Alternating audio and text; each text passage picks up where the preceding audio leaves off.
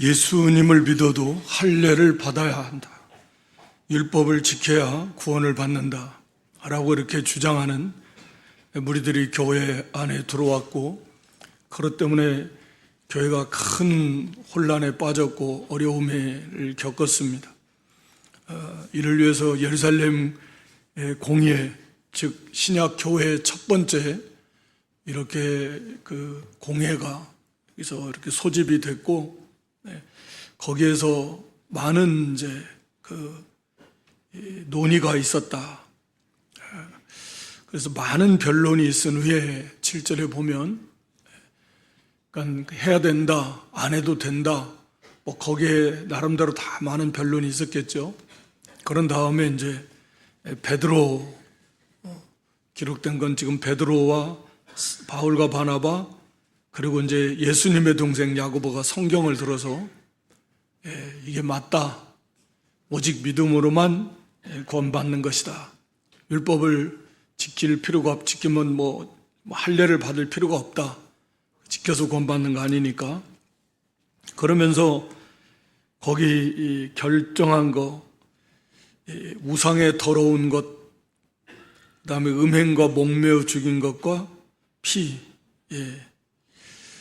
그러니까 세 가지는 다 먹는 문제입니다. 우상에 더러운 거, 이 우상의 제물이고, 목매어 죽인 그런 이제 그것도 하나의 고기, 목매달아서 죽인 고기 먹지 말라. 피도 그런 음식으로 지금 먹는 거, 이 세 가지, 그러니까 먹는 문제이고, 한 가지는 이제 음행.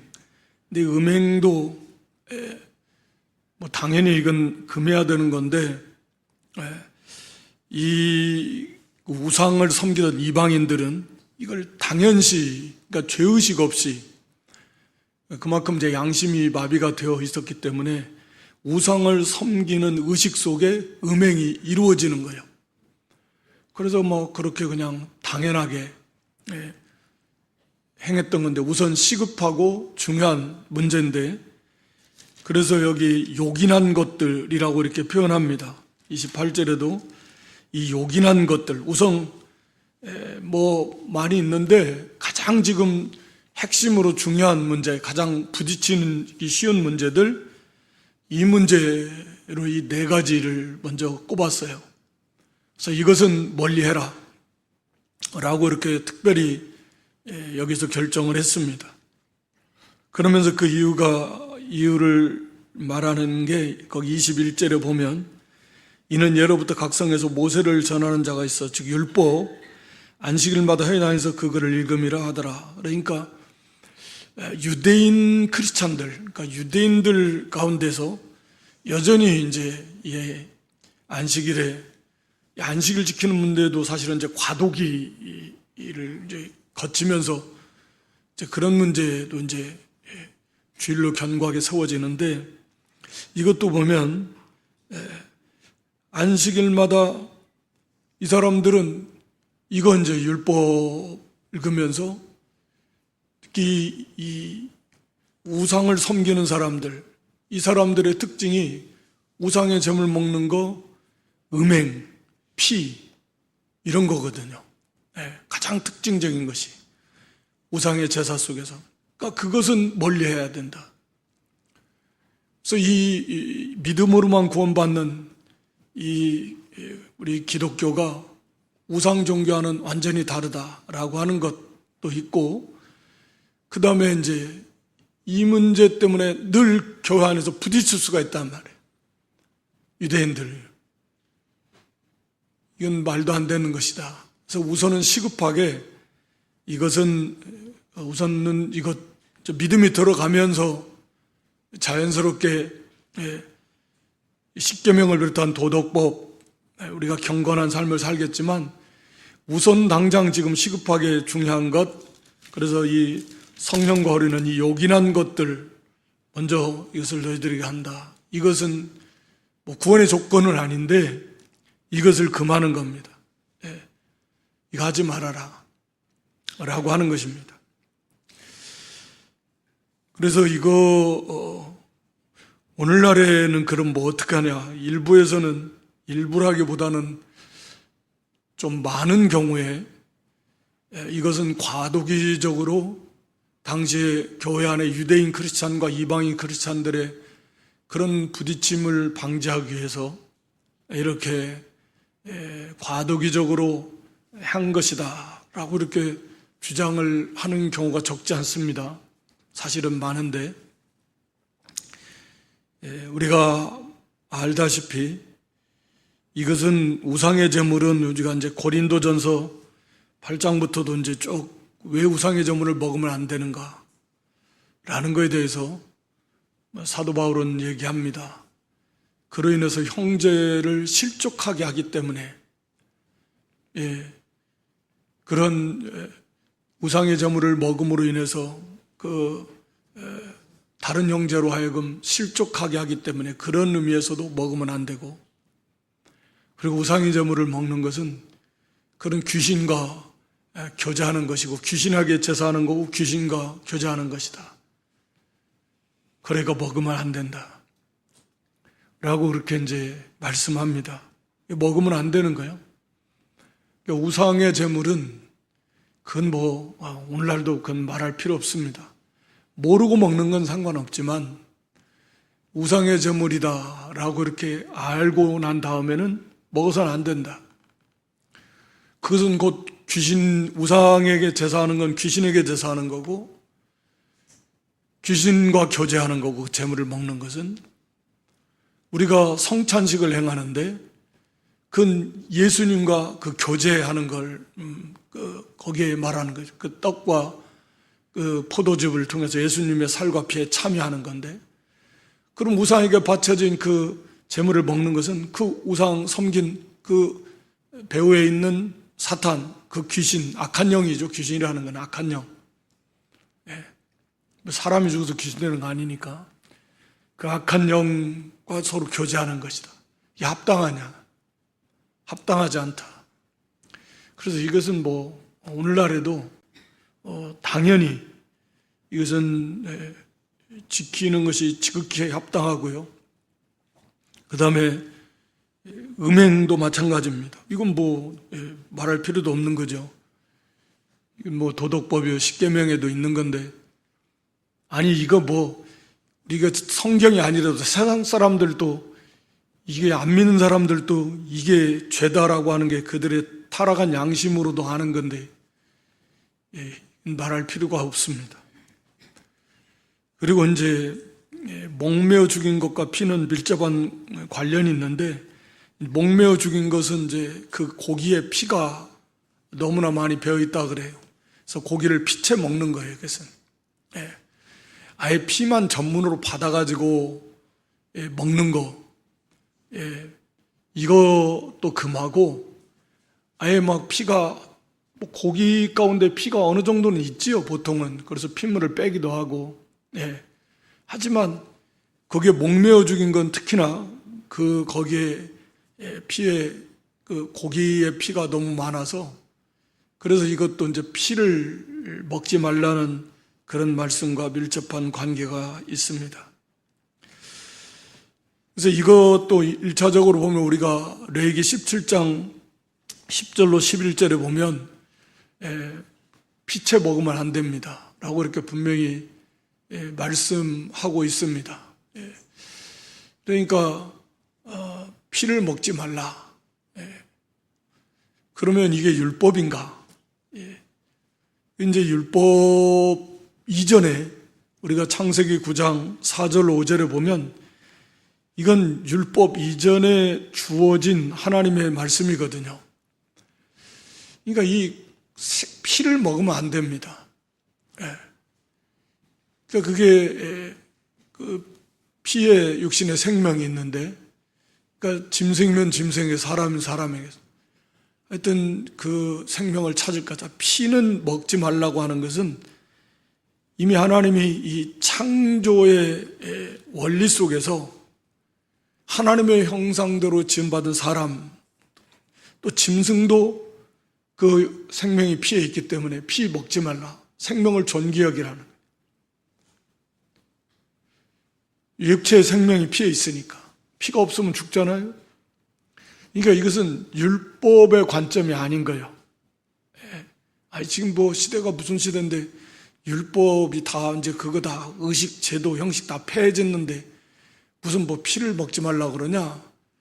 이것은 율법의 문제가 아니고, 그러니까 생명을 존중히 여겨라 라고 하나님께서, 이것도 이제 언제 주시냐면 우리가 노아홍수, 창세기 9장 노아홍수 이후에, 그전에는 고기 먹는 것도 허락 안 하셨잖아요. 예. 이제 노아홍수 이후에 하나님은 고기 먹는 것을 허락하셨어요. 정식으로. 그렇지만 피는 금하셨습니다. 왜? 생명이 거기에 있으니까. 생명을 존중히 여길 줄 알아야 된다. 그러니까 이건 율법의 문제가 아니에요. 예. 피는. 그러니까 오늘날에도 당연히 이 말씀은, 이건 뭐 사실 이 사도행전 이 말씀이 아니래도 사실은 피는 먹으면 안 되는 거죠. 예. 그래서 이건 뭐 과도기적으로 준 뭐 그런 의미가 아니고, 기본적으로 요긴하게 우선 이것만 뭐 하라는 것은 물론 아니지만, 당시에 당장 지금 급한 거, 제일 부딪히기 쉬운 거, 이 문제가 이건데, 그래서 이건 우리가 오늘날에도 이걸 잘 지켜야 됩니다. 네. 그래서 이 피로, 피가 피로 만든 음식들은 그래서 안 먹어야 됩니다. 네. 피로 만든 그 음식을 좋아하는 분들이 계실지 혹시 모르겠지만, 그것은 성경에 이건 금하는 거다. 피를 먹는 건. 예. 그러니까 아예 피를 받아서 드시는 분은 안 계시겠지만, 위생상도 안 좋다 그러고요. 그리고 아예 피로 만든 음식은 안 드시는 게 합당하다, 성경적이다 라고 하는 것입니다. 그래서 이 우상의 제물, 그리고 더러운 것은 우상의 제물, 음행 말할 필요 없고요. 그다음에 목매어 죽인 것. 그래서 옛날에 보통 개를 잡을 때 요즘에는 그렇게 안 잡는다고 하는데, 보통 목매에 달아서 개를 많이 잡았고, 그래서 이제 그런 차원에서도 개고기를 먹으면 안 됐고, 그리고 오늘날에야 이제 그렇게 안 잡는다. 그렇게 차원에서 먹어도 되죠. 먹어도 되는데, 문제는 덕이 안 될 때는 개고기를 먹는 것 자체가 죄일 수는 없죠. 그러나 그것 때문에 덕이 안 된다면, 그러면 그 덕이 안 되는 것 때문에 안 먹어야 됩니다. 예. 그러니까 모든 것이 가하나 모든 것이 유익한 것이 아니에요. 그러니까 그 행위 자체는 죄가 아니고, 그 행위 자체는 권리이고 해도 되는 거지만, 그로 인해서 하나님 영광이 가리워지고, 교회가 혹시 욕을 먹고 또는 다른 형제 이렇게 걸려 넘어지게 하고 전도에 방해가 되고, 그런 덕이 안 된다면 그것은 하지 말라. 그게 성경이, 그게 진리입니다. 그 자체가 죄 때문이 아니라 그로 인해서 파생되는 문제가 하나님 영광을 가리운 교회의 유익이었고, 그러면 하지 마라. 그게 뭐든지. 그게 진리라는 거죠. 네. 어찌됐든 그런 차원에서 이 접근을 해야 됩니다.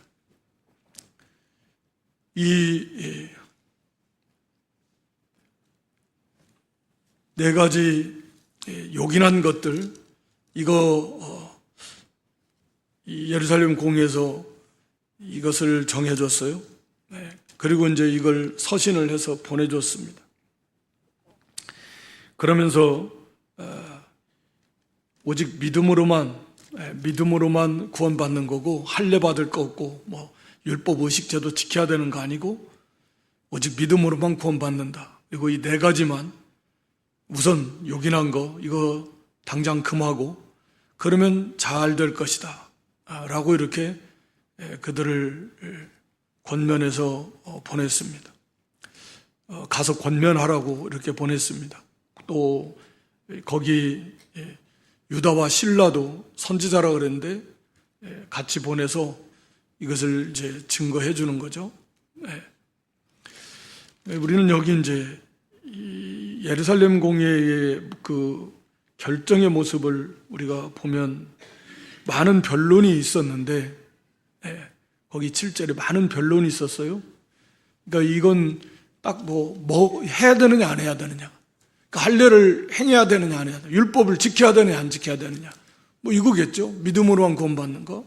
그러니까 여기 변론이 있었다라는 건 생각이 다른 이런 뜻에 동조하는 사람들도 적지 않았다라고 하는 건데, 결론은 어떻게 났냐면 만장일치로, 이 내용에 대해서 다 만장일치로 동의해서 성령과 우리는 그래서 여기 함께 다 보내기로 만장일치로 결정했다라고 이렇게 말씀합니다. 28절에도 성령과 우리는 이렇게 표현합니다. 그러니까 이게 이제 교회의 모습이다 라고 하는 거예요. 어떻게 만장일치가 될 수 있었나? 성령과 우리는, 그러니까 성령의 인도를 잘 받았다 라고 하는 거죠. 그러니까 하나님께서 이제 이 역사하시는 이제 이런 방법이 이런 것이다. 그러니까 뭐 하나님께서 그냥 이렇게 회의할 것도 없이 그냥 딱 계시를 주셔가지고, 뭐 회의해서 뭐 갑론을박하고 뭐 할 것이 뭐 있어요. 그냥 딱 계시를 주셔서 이거 이렇게 먹지 마, 뭐 행하지 마, 뭐 할래 안 해도 돼, 딱딱딱 주면 간단한 건데, 하나님이 하시는 그 방법이 그런 것이 아니다, 그렇게 하시는 게 아니다라는 거죠. 교회를 세워나가시는 것도 그런 것이죠. 복음을 전하시는 것도 그럴 것이고, 우리가 그 일일이 다 깊이는 다 알 수는 없지만 그렇다라고 하는 거예요. 그래서 교회를 세워나가시는 것도 분명히 우리가 기계적 순종이 아니라 그걸 깨닫게 해주셔가지고, 아 그렇구나, 그러면서 이제 각자를 만들어 가시고, 거기에 또 자기 뜻을 굽히고 거기에 같은 마음을 품고, 이런 것들 하나하나가 다 말하자면 우리를 양육해 가시는 것이고, 의사를 하나님의 뜻을 찾아나가는 그런 과정을 통해서 우리를 만들어 가시는 겁니다. 그러니까 이 사람들이, 그러니까 보통은 보면 자기 주장을 굽히지 않으면, 이건 결렬입니다. 자기 주장을 뭐 끝까지 옳다 하려면 뭐 아무리 해봐야 안 나요. 그러나 성령과 우리는 성령의 은혜 속에서 만장일치가 되었다라고 하는 것은 뭐 그런 것 같아요. 애초에 여기에 사도들과 장로들이 그 중심이 뭐냐? 그건 자기 주장을 내세워서 그걸 관철하는 게 중요한 게 아니고, 그런 중심이 아니고, 하나님의 뜻을 바르게 찾고 하나님의 나라, 하나님의 교회를, 하나님의 영광을 나타내면서 바로 세워나가는 순수한 그런 중심과 목적이었고, 그런 마음이에요. 그 열린 마음입니다. 아직 잘 깨닫지 못해가지고, 그래도 율법을 지켜야 되는 거 아니야? 그래도 할례 정도는 받아야지. 이건 아직 깨닫지 못해서 그런 생각을 하던 사람들도 그걸 고집하려고 하는 게 아니라, 그 중심은 진실한 하나님의 뜻이 어디에 있는가? 이건 중요한 문제. 하나님의 나라, 이 하나님의 교회, 하나님의 뜻을 찾으면서 거기에 집중을 한 거예요. 그러니까 그런 변론 속에서 성령께서 함께 하신 거죠. 그러니까 진리를 바르게 증거하고, 베드로가 증거하고, 야고보가 증거하고, 또 바울과 바나바가 또 실제로 현장에서 하나님이 어떻게 역사하셨는가를 증거할 때, 그들의 열린 마음 속에서 성령 하나님께서 그렇구나,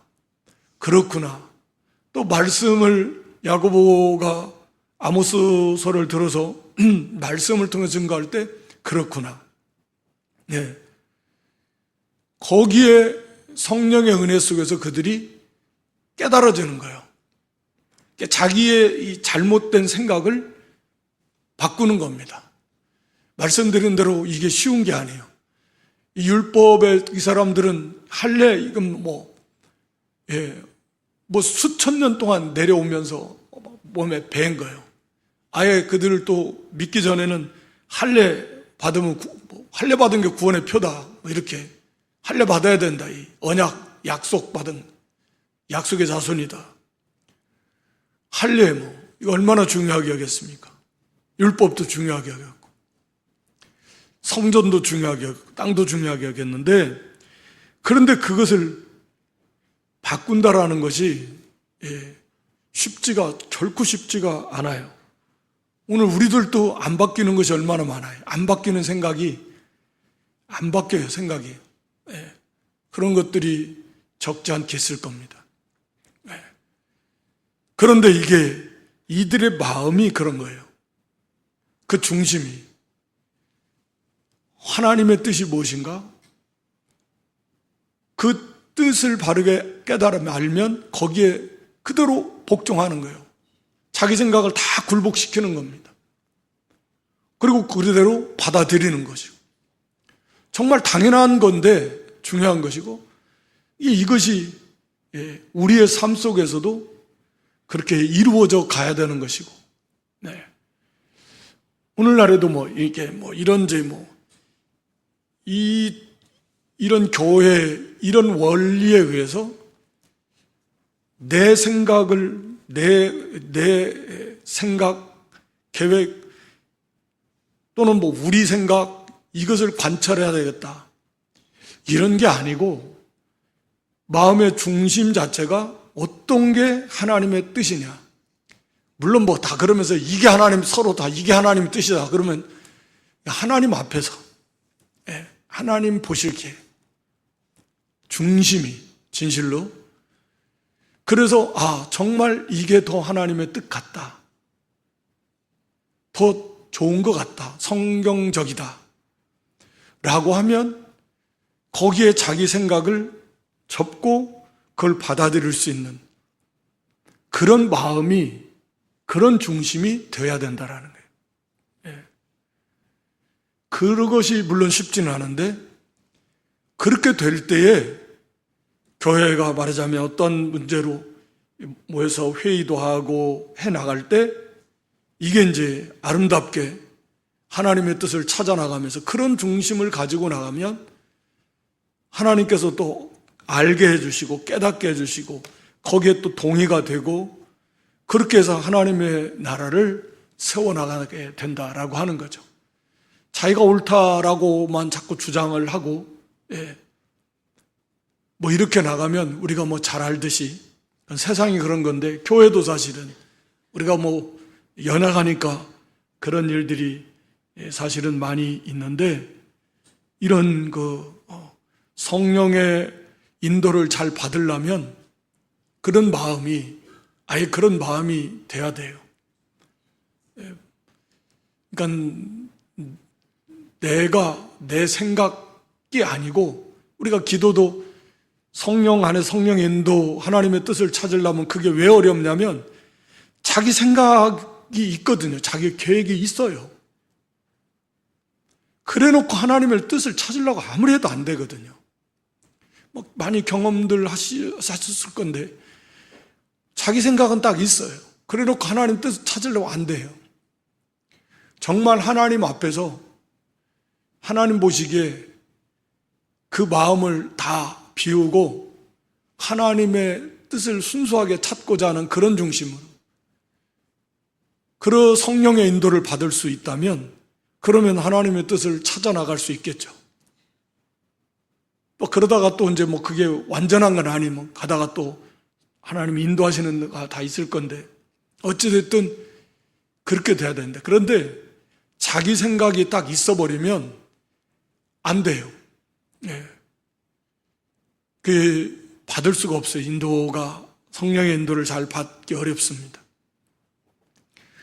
그래서 이 예루살렘 공의에서 이렇게 정말 첨예하게 대립이 되는 그런 문제인데, 특히 사도들과 장로들이라고 하면 지도자들일수록 이게 뭐예요? 자기가 더 강하기 쉽거든요. 예, 지도자들일수록. 근데 거기에서 그렇게 자기 생각, 그렇구나, 내가 잘못 생각하고 있었구나, 이걸 인정하고 거기에 동의하고 만장일치로 가결하는 것은 그 자체가 성숙해지는 것입니다. 그렇게 해야 이게, 그렇게 하나님의 교회를 세워나간 신다. 이런 모습들을 하나님께서는 지금 후대 모든 교회에, 오늘 우리에게 이르기까지 앞으로도 이런 모습들을 지금 보여주시는 거죠. 이렇게 해야 된다라는 거예요. 그리고 이제 여기 바울과 바나바, 또 유다와 실라를 보내서 거기 가서 이제 거기 안디옥에 내려가서 이 말씀을 이제 전하면서 그들을 위로했습니다. 그래서 이 위로한 말로 기뻐하더라. 큰 어려움인데, 그런데 이렇게 이것을 오직 믿음으로만 구원받는 이 진리, 바울과 바나바를 통해서 받은 이 진리가 확고한 바른 진리다라고 하는 것을 이렇게 더욱더 굳게 붙들고 성도들이 다 교회가 기뻐하고, 또 여기 유다와 실라도 여러 말로 형제를 권면해서 굳게 하고, 다시 말하면 말씀으로 말씀을 전하고 가르쳐서 그들의 신앙을 굳게 하는 겁니다. 그리고 이제 여기 이 큰 문제가 해결이 되고, 이어서 이제 바울과 바나바가 이제 부딪히는 내용이 나오죠. 거기 35절을 보면 바울과 바나바는 안디옥에서 유하며 수단 다른 많은 사람들과 함께 주의 말씀을 가르치며 전파하니라. 그래서 함께 계속해서 이 말씀을 전하고 복음을 전하고 가르치는 사역, 그게 핵심이니까요. 그걸 하고 이제 2차 선교 여행을 이제 떠나는 이제 그렇게 준비를 하고, 먼저 사도 바울이 제안을 하죠. 36절에 전에 우리가 이렇게 복음 전한 곳 다시 한번 찾아가서 그 교회 형제들이 어떠한가 한번 방문해 봅시다 라고 이렇게 이제 제안을 합니다. 그게 중요하죠. 왜냐하면 지금 교회들이 세워놨는데 얼마나 오래 있겠습니까? 기껏 1차 선교여행 전체 기간이 한 2년여밖에 안 되는데. 그러니까 이제 그 지역마다 항상 어려움이 있고, 핍박이 비시디아 안디옥, 또 이고니온, 루스드라, 더베까지, 또 여기 버가, 밤빌리아, 구브로 큰 섬, 거기도 그렇고, 그러니까 이미 세운 교회들 가서 성도들을 바르게 더 형편도 살펴보고 말씀도 전해주고 그들이 더욱 믿음에 굳게 세워주고, 또 거기에서 그들이 또 복음을 전해야 되니까 그러니까 복음 전하는 것도 중요하고 세운 교회를 세워나가는 것도 똑같이 중요하죠. 그래서 교회를 바로 세워나가고, 그래야 그들이 거기에서 또 다른 선교사가 되는 것이고, 끊임없이. 그래서 사도 바울이 다시 한번 돌아봅시다. 바나바도 당연히 좋다고 그랬는데, 문제는 거기 이제 37절 8절에 나온 대로 이 마가를 데리고 가는 문제 때문에 이제 두 사람이 의견을 달리했습니다. 그래서 바나바는 1차 선교 여행 때 이 마가 요한인데, 이 마가 요한도 데리고 갑시다. 이제 육신적으로는 바나바의 조카라고 그랬고요. 그래서 밤빌리아에서 돌아가 버렸잖아요. 힘들으니까, 어려우니까 막 고난이 오고 그러니까 이게 사도 바울은 거기에 대해서 절대 안 된다. 중도에 자기들 떠나서 함께 가지 않은 사람을 데려가는 거 옳지 않다. 유익이 없다. 사실은 그렇죠. 같이 가는데 중간에 빠져버리면 남은 사람이 얼마나 힘들겠어요. 힘 쫙 빠지죠. 뭐 이런 조그마한 일을 하는 것도 같이 하다가 싹 빠지면 남은 사람들이 힘 쫙 빠지는 건데, 하물며 이 선교여행을 같이 가다가 돌아가 버릴 때 힘들어서 자기가 못한다고, 다 힘든데, 그러면 남은 사람들에게 얼마나 큰 피해가 되겠어요. 하나님의 이 사역에. 그러니까 사도 바울은 그런 면에서 안 된다는, 아마 그랬겠죠. 이제 철저히 회개하고 검증이 되면 몰라도 지금은 안 된다 라고 하는 거고, 바나바는 이제 다시 데리고 와서 좀 용서해주고 또 하면 할 수 있다 라고 하는 거고, 바나바는 좀 이렇게, 바나바도 사실은 틀렸다고 말할 수는 없는데 사도 바울도 마찬가지고. 그러니까 여기서 누가 더 잘못을 또 누가 원래 이것을 하기는 조금 그런 것 같아요. 우리는 하나님이 하시는 거 알 수 없고, 바나바도 일리가 있고 사도 바울도 일리가 있어요. 한 번 그러면 실패했다고 이제 다시 못 쓰냐? 가서 또 더 잘할 수도 있고 회개하고, 그렇다고 또 아직 전에도 그랬는데 그걸 아직 확실한 증거지 열매도 없는데 또 가서 또 그런 일이 생기면 얼마나 다른 사람들에게 피해를 주느냐. 그러니까 안 된다 하는 것도 옳고, 어찌됐든 여기 두 사도가 심히 다투었다. 39절에 서로 심히 다투었다라고 그랬습니다. 말 그대로 이건 정말 심히 다툰 겁니다. 이게 이제 연약함이라고 볼 수 있겠죠. 사도 바울의 연약함, 바나바의 연약함. 그 연약함이 완전한 사람이 어디 있습니까?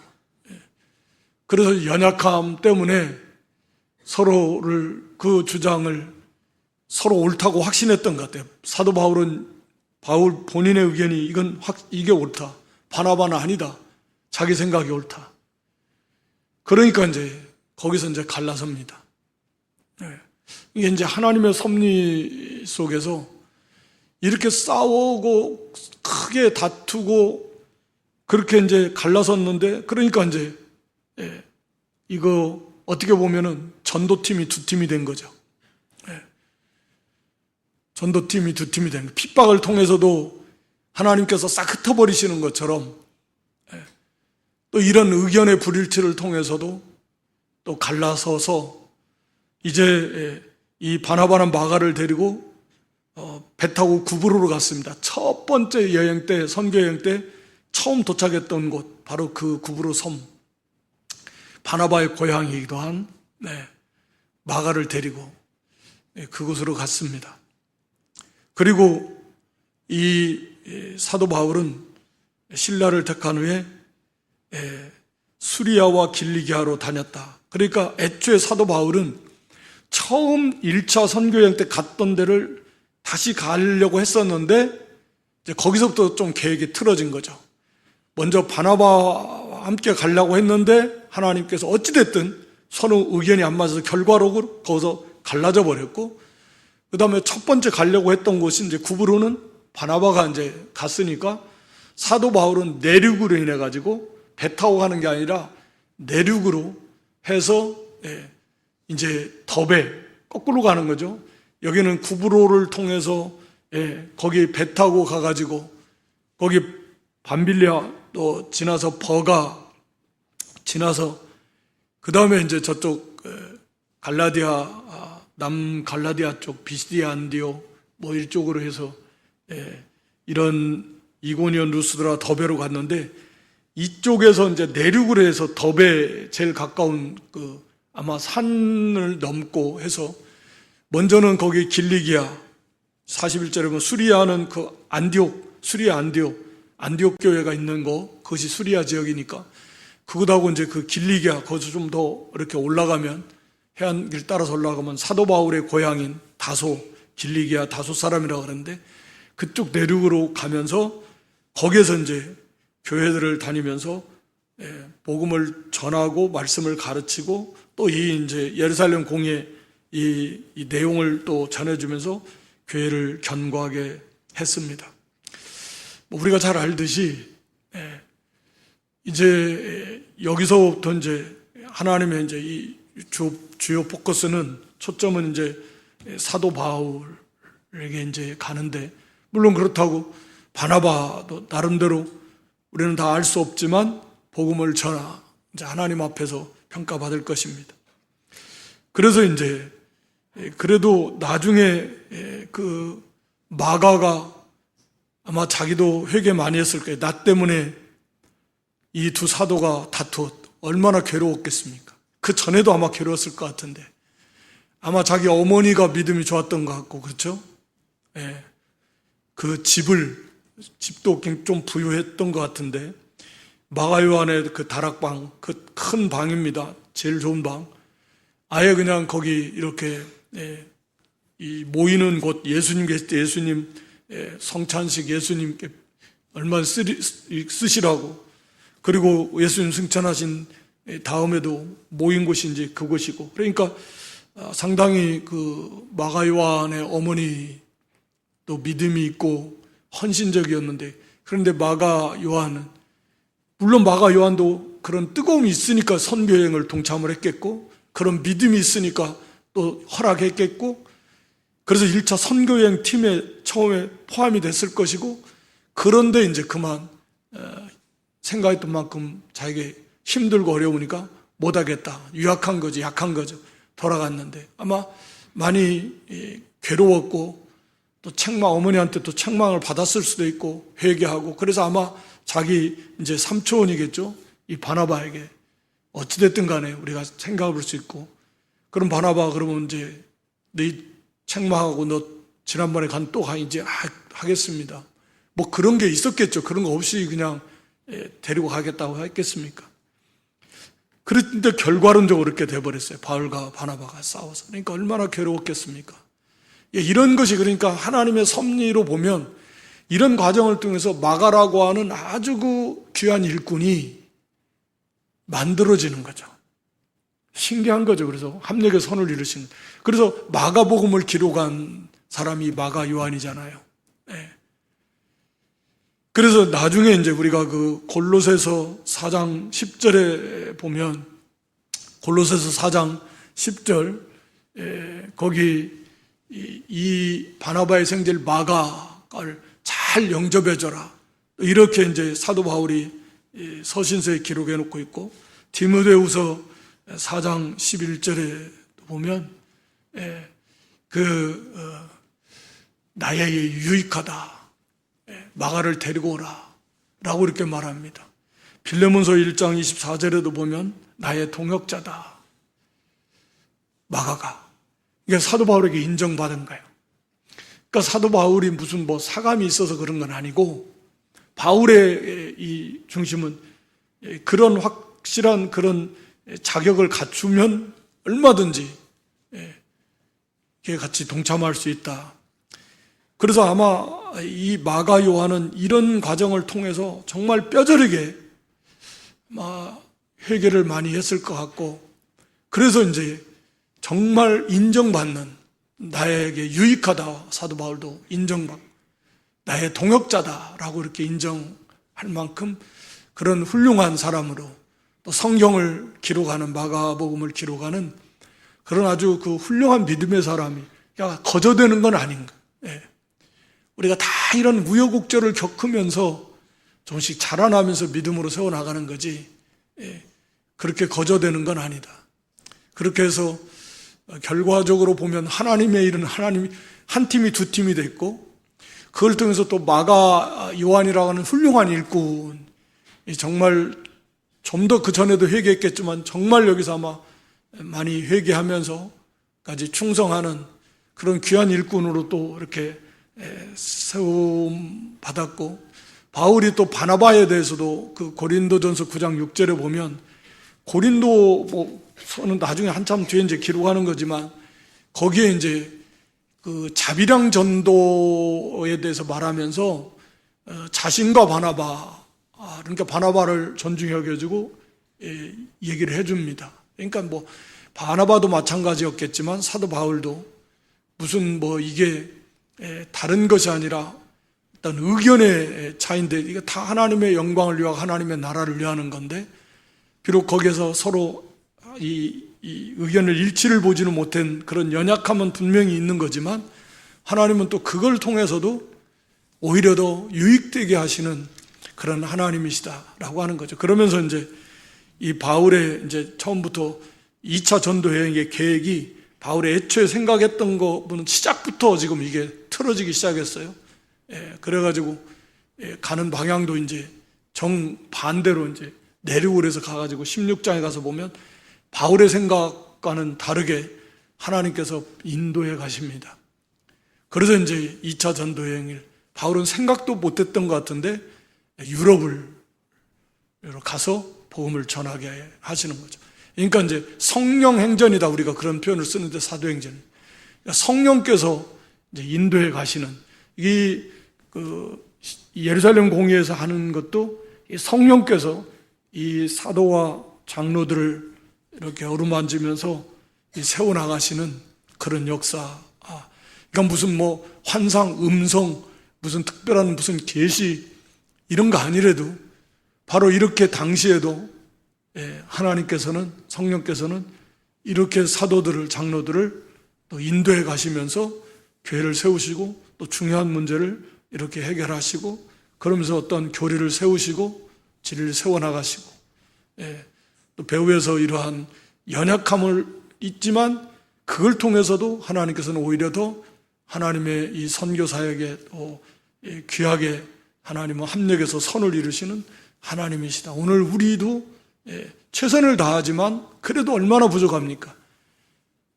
그럼에도 불구하고 하나님께서 함께 하시고 또 다스리시고 인도하심으로써 하나님의 그 나라는 차질 없이 잘 세워져 나간다. 다만 우리는 우리의 입장에서 최선을 다해서 하나님의 뜻을 찾는, 예루살렘 공회처럼 자기를 주장하는 게 아니고 정말 그런 자기를 내려놓는 그런 중심을 가지고 하나님의 뜻이라고 하면, 좀 더 하나님의 영광을 위해서 좋은 길이라고 한다면 거기에 동의할 수 있는 그런 성숙한 그런 신앙, 그런 믿음으로 이렇게 세워져 나갈 수 있기를 주님의 이름으로 축원합니다. 하나님 우리 아버지, 초대 교회 또 사도 바울 중심으로 한 이런 선교행, 이런 역사를 하나님께서, 성령께서 친히 이렇게 어떻게 인도해 가시는가 하는 것을 우리에게 가르쳐 주시며, 오늘날에도 우리가 이것을 본받아서 어떻게 하나님의 뜻을 찾으며 또 하나님의 교회를 섬기며 또 세워나가야 될 것인가 하는 것들을 이렇게 교훈받게 하시는 은혜와 사랑을 감사합니다. 나가 아니고 내 주장, 내 생각, 계획이 아니고 하나님 보시기에 바른 중심을 가지고 먼저 하나님의 영광, 하나님의 교회, 성도의 유익, 이렇게 하나님의 나라를 위해서, 그래서 하나님의 뜻을 잘 찾아나가고 성령님의 인도를 잘 받아나가는 그런 성숙한 그런 믿음으로 세워져 나갈 수 있도록 은혜를 베풀어 주시옵소서. 예수님의 이름으로 기도드리옵나이다. 아멘.